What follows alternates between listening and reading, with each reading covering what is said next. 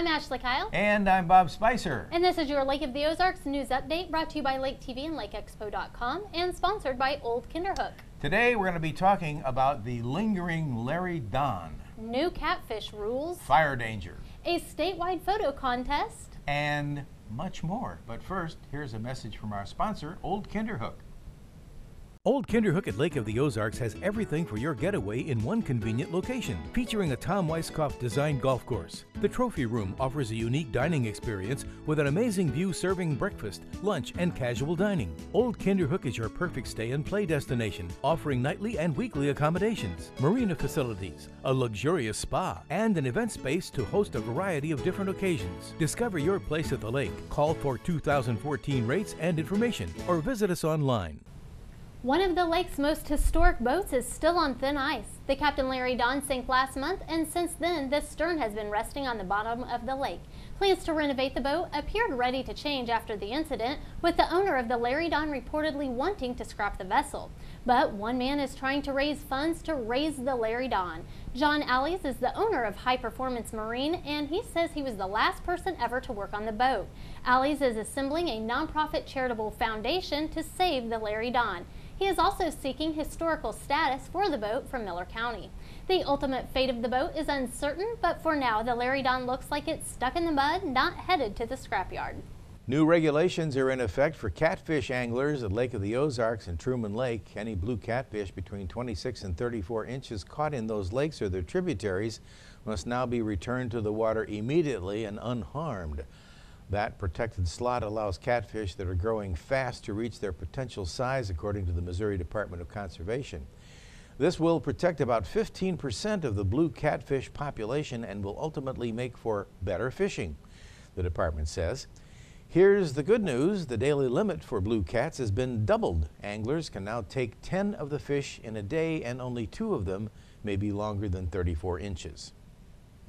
Explosive wildfires are a real risk after a dry winter, and with the approach of spring's warming temperatures. That's the warning from the State Conservation Department. Strong winds and low humidity can also contribute to the risk, and the department has issued a warning to Missouri residents to be cautious when conducting an outdoor burn. And before you drive into a grassy field, the department says to be aware that dry grass or leaves can catch fire just by touching the hot underside of your vehicle. Anyone who starts a fire for any reason is legally responsible for any damage it may cause.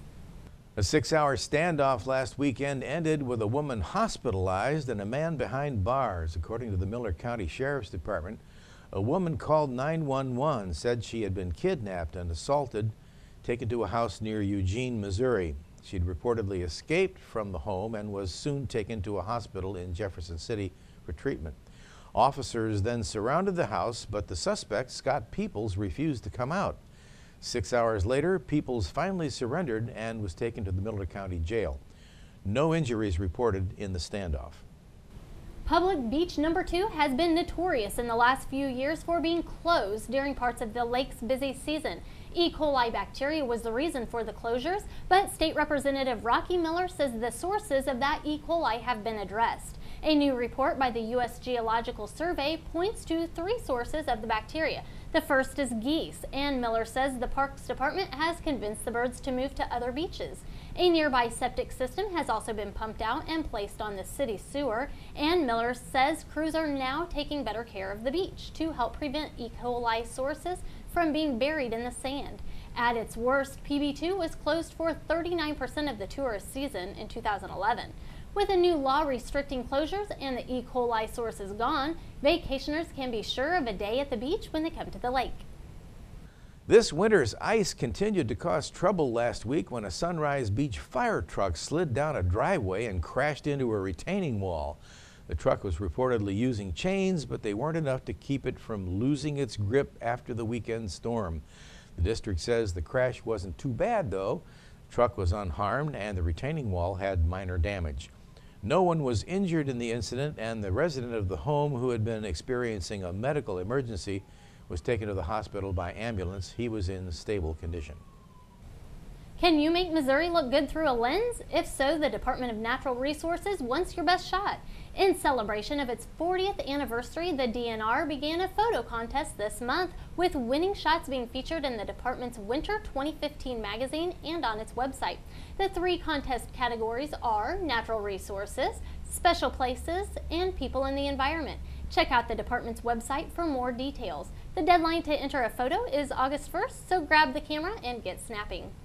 On Friday evening, the Camden County Museum hosts a mystery dinner theater beginning at 6 p.m. Now, this is an audience participation event, so get ready to be part of the action. Reservations are required.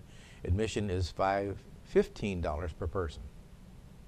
On Friday and Saturday, the Mid-Missouri Relief Auction will be coming to Versailles.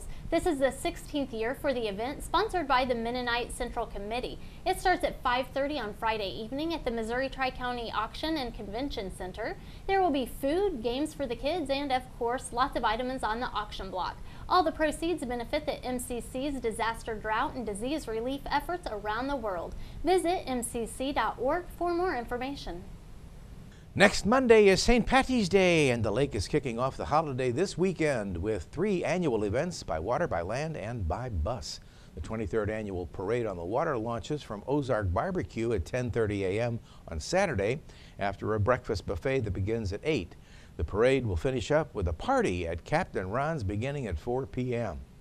But if you're more of a land lover, come line the strip for the 30th annual St. Patrick's Day Parade. The procession begins at 1 p.m. and many restaurants along the strip will be serving traditional corned beef and cabbage feasts. And the 3rd annual Short Bus Shuffle begins at 4 p.m. on Saturday, taking bar hoppers to 12 different locations. For $5, you get unlimited rides on the short bus all evening. Check out the event on Facebook for more details. And Sunday afternoon, the Camden County Museum will host the Shamrock Shake Dance from 2 to 5 p.m. Admission is $6, refreshments are provided, and big band music will be played by the Lake Jazz Band. And this has been your Lake News Update, sponsored by Old Kinderhook. Thanks for joining us, and we'll see you next time.